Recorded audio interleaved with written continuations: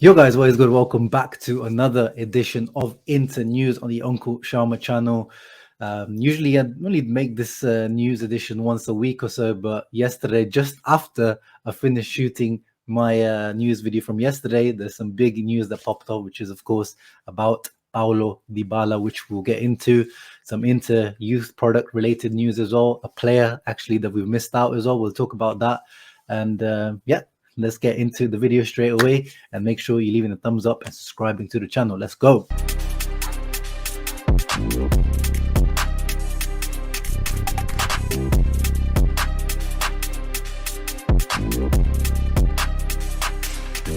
Hey guys, as I said, main news to talk about, of course, is about La Joya, Paulo Dybala. The news popped off last night after La Gazzetta dello Sport reported that Inter have pretty much agreed a deal with Paulo Dybala and his agent, which shocked the whole world, as Twitter was going absolutely crazy. Juventini mad, Juventini in tears, which is obviously nice to see. And you guys know I've made videos about Paulo Dybala in the past as well.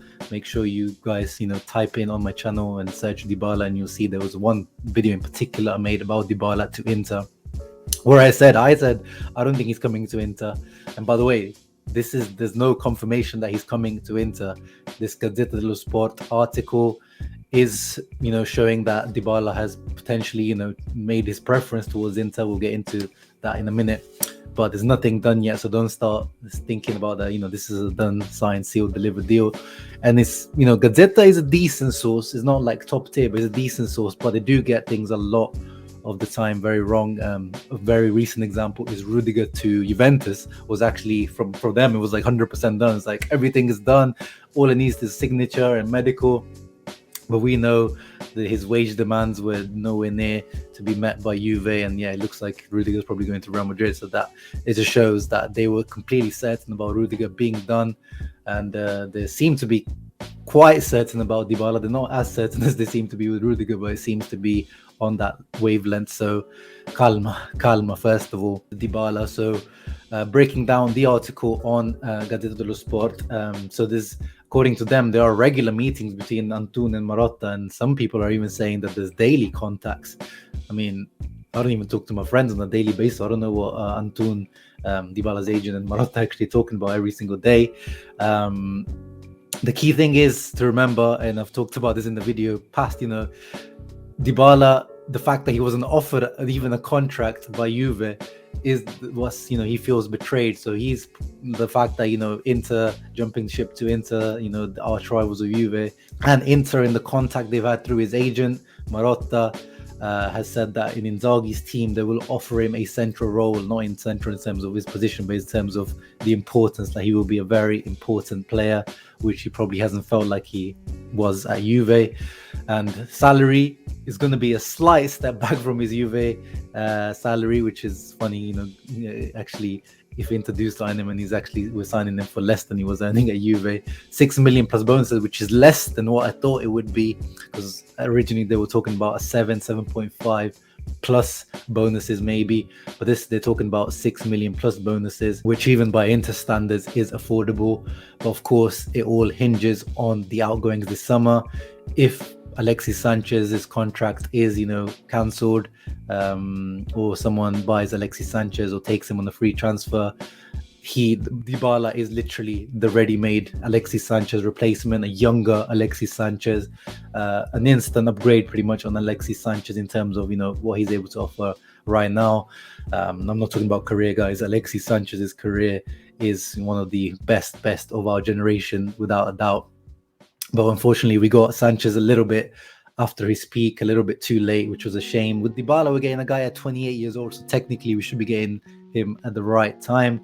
And also, Inter, in their conversations with Dybala's entourage, they've tried to assess and find out what are actually his fitness issues. And apparently, I don't know how this works, they received assurances on his fitness. And again, of course, they're going to say that, oh, don't worry about his fitness issues. It's not a big deal. It's just Allegri's training methods. Of course, they're going to say that. But I hope Inter have done their research on his fitness issue, which is my main sticking point with Dybala. I love him as a player. I think he's a really, really good player for me. Top 5 on his day in Serie A still. But the fitness issues over the last 2 or 3 seasons are very, very worrying, especially when we already have Joaquin Correa and Sensi on the books as we speak. And Alfredo Pedula, who is quite a reputable source in terms of transfer market news in Italy, especially, he tweeted out, this is what I was saying, let's just wait and see what's happening. It's not a done deal yet.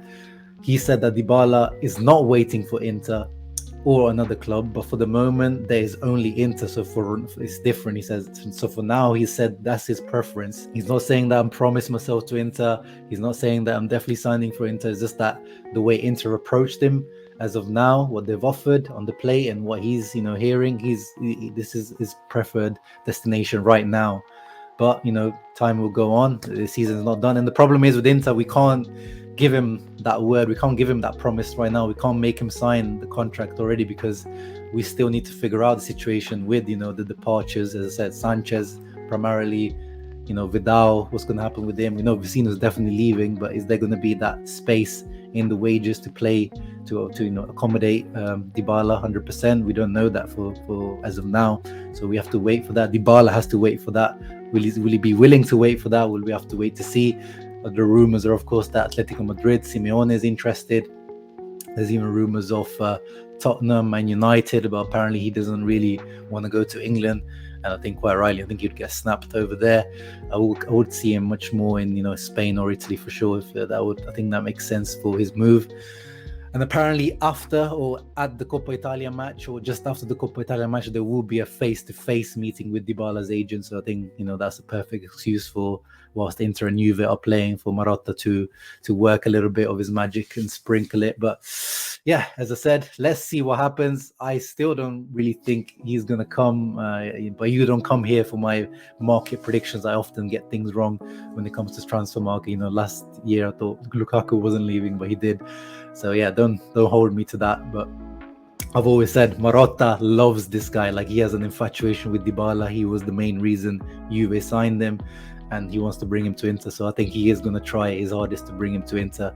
Let me know in the comments below what you guys think of this Dybala potential move. Moving on to a player that actually Inter have missed out on is Matthias Ginter. So no Inter for Ginter. He is the centre-back from Borussia Mönchengladbach, who was going to be a free agent at the end of this season. There was rumors that we even approached him, and we were close to even signing him on a free contract. However, last few months, we haven't actually heard about him for a few months, but at the beginning of the season, there were talks that he was asking for around 4 million net salary, which is a starter salary, especially at Inter. That's more than what Skriniar and De Vrij and Bastogne are earning. I think Skriniar's is slightly more now, but yeah, that's starter wage. And to me, Ginter is not starter material, so I think it made sense for Inter to not, if those were his demands, to not go for him. And it looks like today has been confirmed that he is going to Freiburg, so he's staying in Germany, going to Freiburg, which apparently is his hometown club, or where he grew up, which it's a nice move for him. But I wonder if he's had to take a step back from those high demands he had at the beginning of the season, and maybe he kind of overplayed his hand, because Bayern Munich were strongly linked with him as well, but maybe they were put off by his demands as well.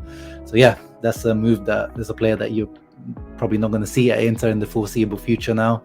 So good luck to Ginter. Going back to the incoming market today, Fabrizio Biasin, who is a reputable Inter journalist in the Inter hemisphere, was seen talking about De Paul on a talk show, and he said that he's got some murmurings that Inter are, I've talked to you guys before about how much I'd like De Paul and how I feel like how he still would be the ideal midfielder, even above Hakan. And I've told you guys in the past that I've asked people, and I've been confirmed by a few people that not this past January, but the January before, when Conte was still here, we pretty much had a deal done and dusted with Udinese, just that we didn't have the money to actually pull through on that deal for the exact same amount that Atletico paid for him, 35 million. Biasin says Inter are still looking and investigating how they can bring De Paul to Inter this summer. I don't see it happening once again, not to be negative Nancy, but I like that we still are in for Rodrigo De Paul, so keep a lookout for this situation. Speaking of another midfielder, a midfielder we own, but in the Primavera, Cesare Casadei, the boy who's been, shining this season in Primavera. 16 goals from midfield, top elite numbers coming from a midfielder. Some people are calling for him to make it into the first team, but there's rumors that Volendam, FC Volendam, the Dutch team in the second division that this season have been promoted, coached by a former Inter player, Wim Jonk. They currently have two of our boys there already, Oristano and Filip Stankovic's son. Last season they had Mulatieri, so we've got like a nice little link going with them, and they are interested in taking Casadei for next season. And I think that's very good, because now they're not even in the second division, now they're in the Eredivisie. So nice, that's a great stepping stone. Second division in Holland, was feeling like, it's a step up from youth football, but not particularly that big of a step. But Eredivisie, one of the top 10 leagues in Europe, definitely a much better stepping stone for these youngsters to get accustomed to adult football, gain some experience, and come back to Inter if they're ready. And that's a move that I'm definitely in favor of doing if they are truly interested in Casadei. I think that would be a very smart move for him. But yeah, guys, that was it for today. The focus, of course, was on Paulo Dybala, and I do want to hear your thoughts on Paulo Dybala. Has your opinion changed? Because I remember when I made my original video a few months ago, people were very split, and especially over his injury issues. He has, over the last since that video, he's kind of not really been injured. So has your opinion changed on Dybala? What do you make of his potential salary? Where do you see him fitting into this team? For me, in the 3-5-2, as I've always said, that is his position behind the striker. Let him roam around, create havoc, beautiful left foot, free kick specialist. The problem is, just the closing note, he shouldn't be the priority. You guys know what our priority is the main striker, the guy who should be taking over from Dzeko. If Dybala does come in, we'll have a team full of second strikers, Correa, Dybala, Lautaro, this full Argentinian connection, but they're all kind of like second strikers to me, small, of course, especially Dybala and Lautaro. But the real priority should be the main strikers also, which is why I think Inter will take their time on this rather than, putting all their eggs in the Dybala basket. I think the main striker situation will need to be resolved first. But yeah, as I said, let me know your thoughts below. Comment down your thoughts on the Casadei move, De Paul, what do you think? And of course, make sure you leave a thumbs up and subscribe. I'll see you for the Empoli preview. Ciao ragazzi, always Forza Inter.